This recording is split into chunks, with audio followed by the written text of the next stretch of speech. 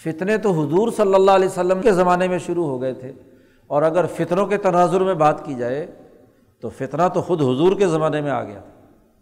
آپ صلی اللہ علیہ وسلم غزوہ سے واپس آئے اور مدینہ منورہ میں ابھی داخل نہیں ہوئے تھے، ایک پہاڑ پر ابھی حضور صلی اللہ علیہ وسلم تھے، تو آپ صلی اللہ علیہ وسلم نے صحابہ سے پوچھا تھا کہ کیا تم فتنے دیکھ رہے ہو؟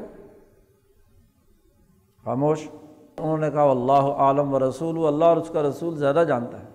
حضور نے فرمایا میں دیکھ رہا ہوں مدینہ کی بستی کو سامنے دیکھ کر کہ تمہارے گھروں میں فتنوں کی بارش ہو رہی ہے، فتنوں کی بارش ہو رہی ہے۔ اور دوسری حدیث میں مسلم شریف میں ہے کہ نبی اکرم صلی اللہ علیہ وسلم نے فرمایا تعرض الفتن علی القلوب، یہ فتنے انسانی دلوں پر اترتے ہیں، دلوں کی سامنے آتے ہیں، اور یہ فتنے اس طریقے سے آئیں گے جیسے چٹائی بنی جاتی ہے، تو چٹائی بنتے وقت کھجور کا ایک پتا ایک ٹہنی لگاتے ہیں تو ساتھ ہی دوسری تیسری، یعنی جیسے بنتی کی جاتی ہے یکے بعد دیگرے۔ چٹائی بنانے والے کو اگر کبھی دیکھا ہو تو وہ جس تیز رفتاری سے اس کی انگلیاں چلتی ہیں اور وہ اس کھجور کے پتوں کو ساتھ ساتھ جوڑتا ہوا چلا جاتا ہے، اس کے بغیر چٹائی وجود میں نہیں آتی۔ تو حضور نے فرمایا جیسے تہ بتہ چٹائی کے وہ پتے ایک دوسرے کے ساتھ جڑتے ہوئے چلے جاتے ہیں، ایسے ہی دلوں کے اوپر فتنے آتے ہیں۔ اب معاملہ کیا ہے؟ بڑی زبردست بات حضور صلی اللہ علیہ وسلم نے ارشاد فرمائی کہ جو دل بھی ان فتنوں کو قبول کر لیتا ہے، ان کا پانی پی لیتا ہے، اشربت کا جملہ حضور نے فرمایا ہے، ان فتنوں کا پانی پی لیا اور دل ادھر متوجہ ہو گیا تو اس کے دل پر ایک سیاہ نقطہ لگ جاتا ہے۔ دوسری دفعہ اسی فتنے کے مطابق کوئی اور عمل کر لیا تو دوسرا سیاہ نقطہ لگ جاتا ہے۔ اور اگر جس نے اس فتنوں کا انکار کیا، ای قلب انکرہا، جو دل جس نے اس فتنے کا انکار کیا اور فتنے کو قبول کرنے سے انکار کر کے فتنے کو سمجھ لیا کہ یہ فتنہ یہ ہے، اور اس فتنے کے شر سے بچنے کے لیے اس نے استقامت کے ساتھ دین پر وہ قائم رہا، تو حضور نے فرمایا کہ اس کے قلب کے اوپر سفید نقطہ لگتا ہے، حتیٰ کہ مسلسل ان فتنوں کے انکار اور مزاحمت کے نتیجے میں اس کا دل صاف ستھرا اور سفید ہو جاتا ہے۔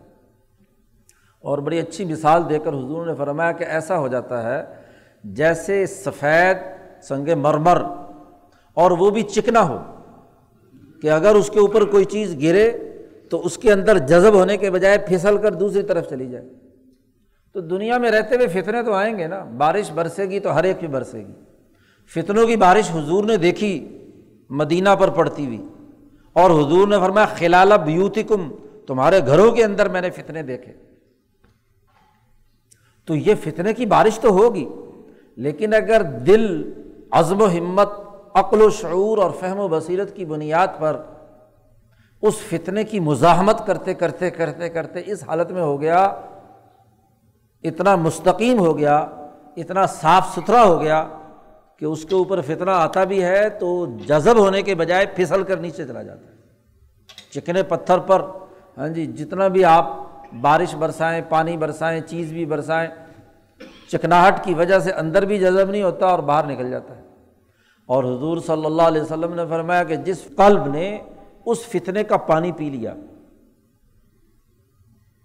فتنے کی بارش برسی، فتنہ آیا اور اس فتنے کو اس کے قلب نے قبول کر لیا، اس کا حصہ بن گیا، اور وہ وہی پتھر ہوتا ہے جس کے اندر مسام ہوتے ہیں، چکنا نہیں ہوتا، اس کے اوپر پانی ڈالو تو پتھر کے اندر جذب ہو جاتا ہے۔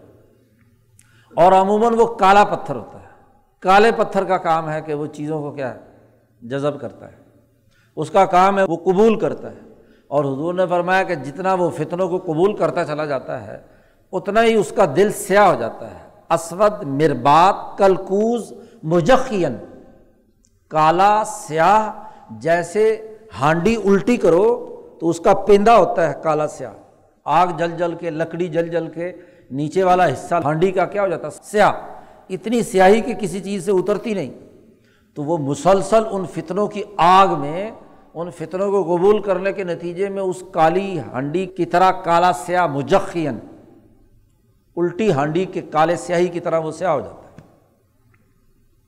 اب اس حدیث میں حضور صلی اللہ علیہ وسلم نے جو فتنے حضور کے زمانے سے ہی شروع ہو گئے اور اب تک ہوئے ہیں، تو ان فتنوں کے مقابلے پر مزاحمت کا ایک شعور دیا کہ فتنے کو سمجھنا، اس کی قرار واقعی حیثیت کو سمجھنا اور اس کا آلائے کار نہ بننا، اس کا حصہ نہ بننا، اس کا پانی نہ پینا، اس کے مقاصد اور اہداف کے مطابق کام نہ کرنا۔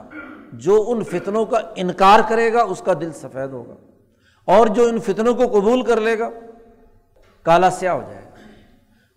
اسی طریقے سے حضور صلی اللہ علیہ وسلم نے فرمایا کہ دجال جب نکلے گا تو اس کے پاس دو نہریں ہوں گی، ایک جناب دودھ کی اور ایک آگ جی۔ وہ جو اس کی بات مانے گا اس کو دودھ والی میں ڈالے گا، اور جو نہیں مانے گا اسے آگ میں ڈالے گا۔ تو حضور نے فرمایا کہ تم آگ والی نہر قبول کر لینا، کیونکہ وہ آگ والا کام جو ہے وہ کیا ہوگا؟ مصنوعی، وہ اصل میں میٹھا ہے، وہ اصل میں کیا ہے؟ سچا ہے۔ وہ ہے دودھ کی نہر جس کے اوپر اس نے ملمہ کاری سے کیا ہے؟ آگ کا ایک منظرنامہ کھینچ رکھا ہے، اور دوسری طرف جس کو وہ بظاہر دودھ کہتا ہے وہ اصل میں گند ہے، وہ جہنم کی آگ ہے۔ اس آگ کے اوپر ہاں جی مصنوعی طور پر دجل و فریب کے ساتھ کیا ہے؟ لگا دیا کہ دودھ مل رہا ہے یہاں پر۔ تو آج کل دجال کا دجل یہی کام کرتا ہے کہ خوبصورتی کے ساتھ، ملمہ کاری کے ساتھ، اوپر بڑی خوبصورت چیز ہوتی ہے، اندر گند، اوپر کے پھل اچھے اندر گند، اوپر کی گندم اچھی اندر تباہی۔ تو یہ دجل و فریب کا کام۔